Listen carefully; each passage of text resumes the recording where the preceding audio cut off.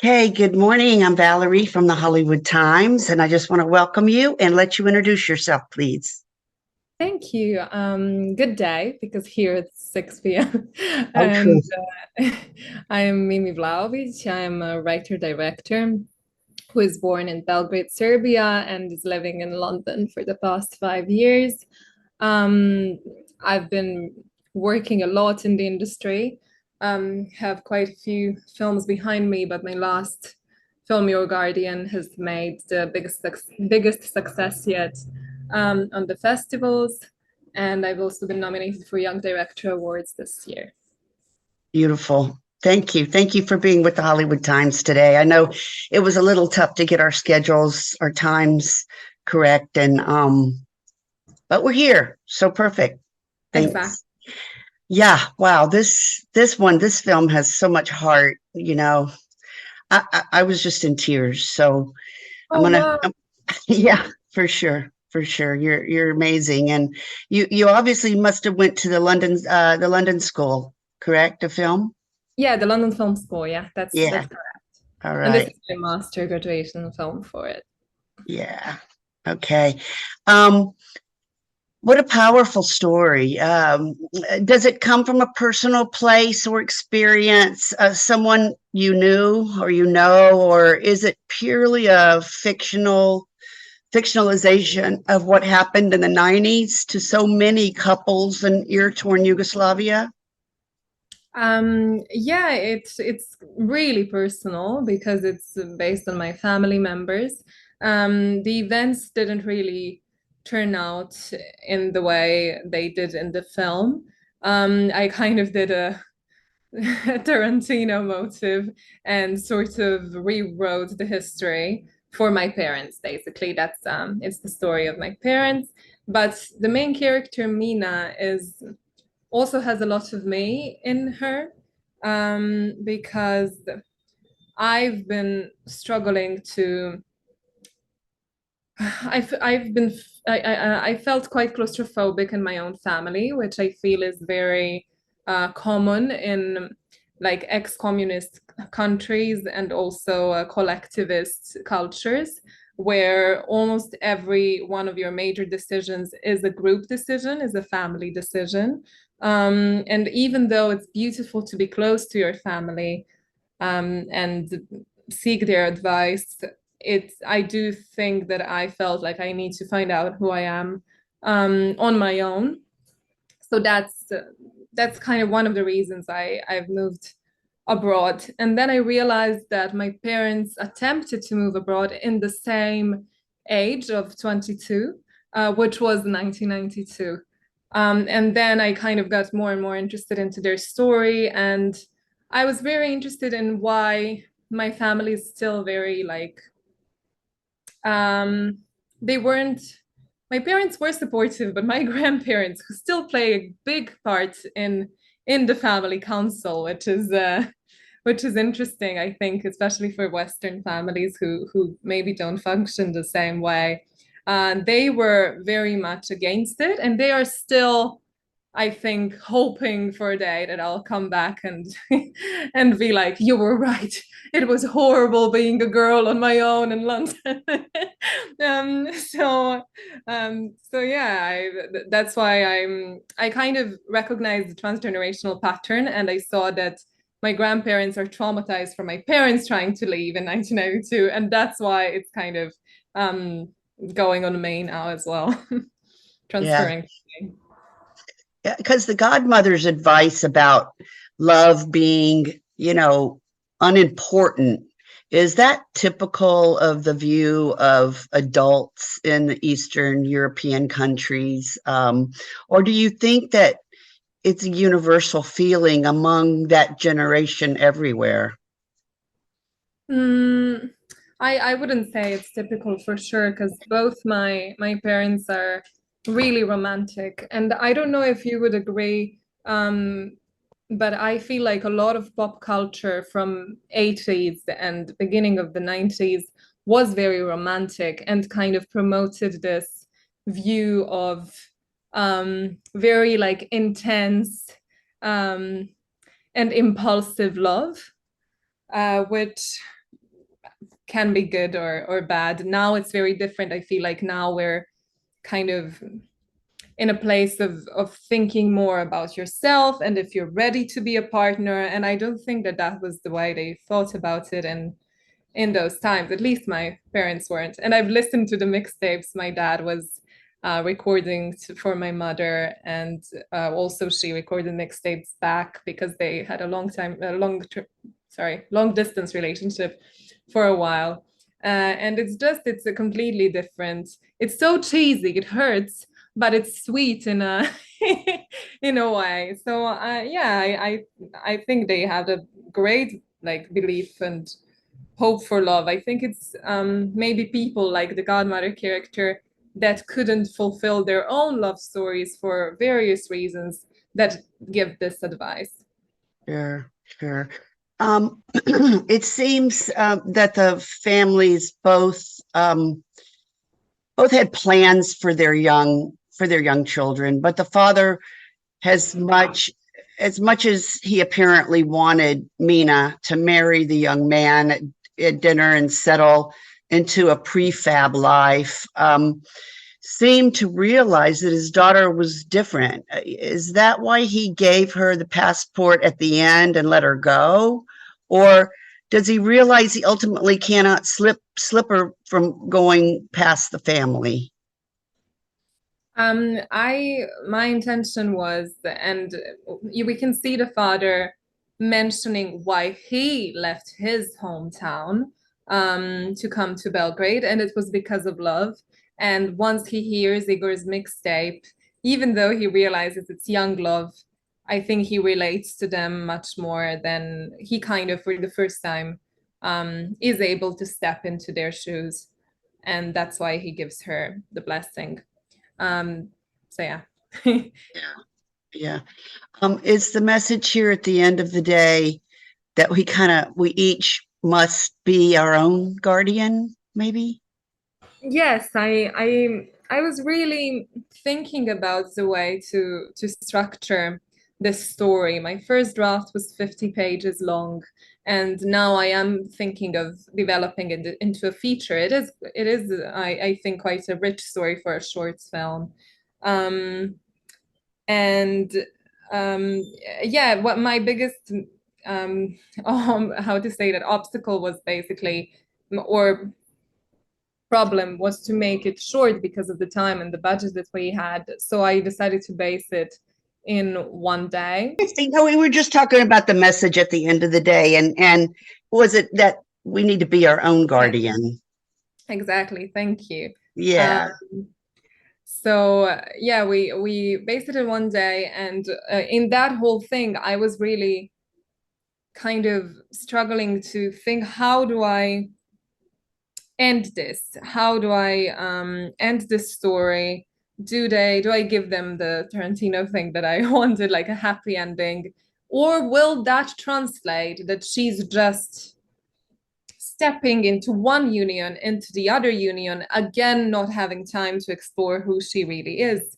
So I made special, like I gave special attention to making this relationship a safe space where we trust that she will be able to explore her own affinities and still be in a loving relationship. And I think it's important to give examples where you can have it all. I mean, I I don't know if you can in real life, but I want to inspire people and families to give blessings to their children and just to make things easier because life is hard enough as it is.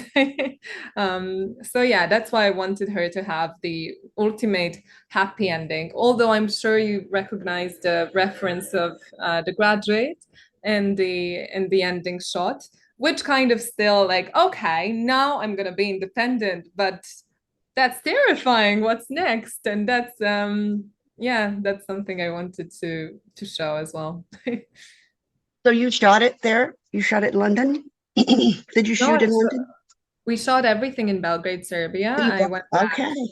I went back for 6 months to work on this film, and it was COVID times and it was incredibly complicated, but we've done it. Wow. And your music, that must have been probably the biggest part of your budget because you got it right on. I was just jamming along with it because yeah, that's my era. I loved Oh, it. And then your posters with Blondie and Madonna, you had it right on. I loved it. Good oh, thank you job. so much. That's the production designer, Lana Škundrić, did an amazing job.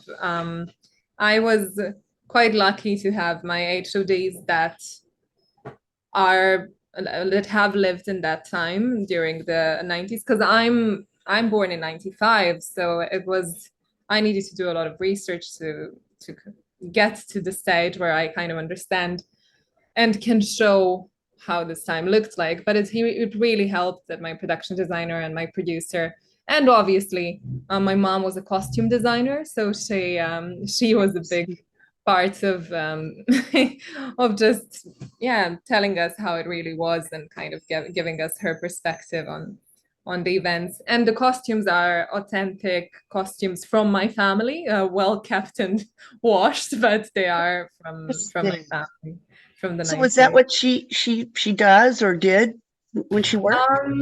Not really. My mom is an academic, like but Oh, she's okay. really passionate about fashion and has done some of it before. And I felt like it's right to have her involved, considering the stories about her. So, so yeah, it was lovely having her there. She didn't play herself, did she? Was she in the movie? No, no, no, she Okay. wasn't. No. Okay. Um, so next, you're gonna try to turn it into a feature or Yeah, I I wanted to just make a comment about the sure. music because you've Oh mentioned yeah, it. yeah, yeah. Actually, we've been incredibly lucky, and most of the music we've got for free because it's a student production, and Bravo. it's I feel like Balkan people are quite generous by nature, and when like I talked to Vlatko Stefanovski, who wrote the main theme, which I was listening on repeat while I was writing, and it was my time machine again into this world. It was my way of establishing the mood. While I was writing, and then while I was directing, I was holding my rehearsals with the actors with the song playing as well. So it's such a big part of my process. And when I was talking, Vlatko, first of all, he talked to me for an hour. This is a huge artist in ex-Yugoslavia. And I found it amazing that he, yeah, was willing to listen and then give his blessing. And we used the song without any issues. So yeah, incredibly grateful for that. I really think it sets the tone of the film.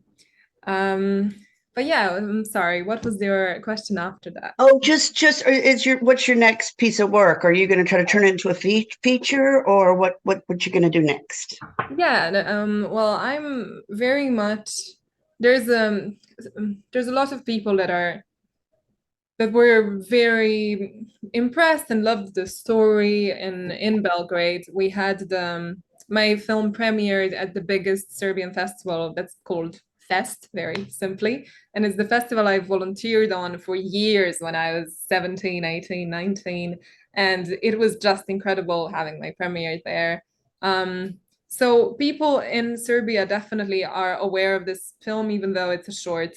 It has an amazing cast as well. Dragan Mićanović, the main, the father actor, has been in Guy Ritchie's Rock and Rolla. Like what else to say? He's a um, huge actor and A-list in Serbia for sure, and internationally quite established.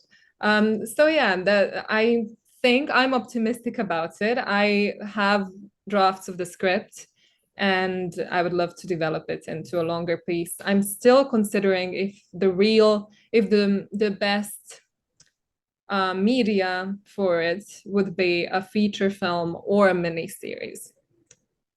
So that's something to consider. And I also had quite a lot of the story that is set in London, which would complicate things a bit, but would make it more interesting, I think. So yeah. So, what was your last film festival that you were on? And so you're on the film festival circuit, and if are you doing another festival?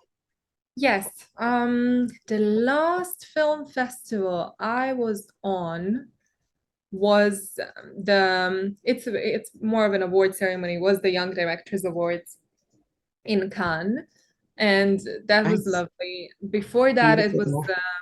maybe my one of my best festival experiences was in Bulgaria, and it's an Oscar qualifying festival called In the Palace. Um, that was just wonderful. And in the future, we have in September, there is one more in Belgrade, which is always nice because there's a lot of interest for it. And there's one in the US, in Bay City, Michigan, and it's called Hell's Half Mile. And the one in Belgrade is called Fine Line Film Festival. Okay, because I've been touring a lot of the festivals as well, so I just didn't know if our paths would cross anywhere, but it doesn't sound like it right now, but hopefully in the future. And then how can our audience and our readers find you and your project? Yes, so these in September are the last two festivals that I'm aware of. It's been almost 2 years since our film is in the festival circuit, so it's time for us to find an on-demand platform and distribute it so people can see it online. And that's definitely going to be in my next step. So it is going to be available soon. But until then, I think it's best to follow us on our Instagram pages, either my personal one or the page of the film. And yeah, just to follow the updates about it. And the page of the film is called Čuvam Te film. Čuvam Te is the title in Serbian. So it's Cuvamte film. So mostly social media and maybe website.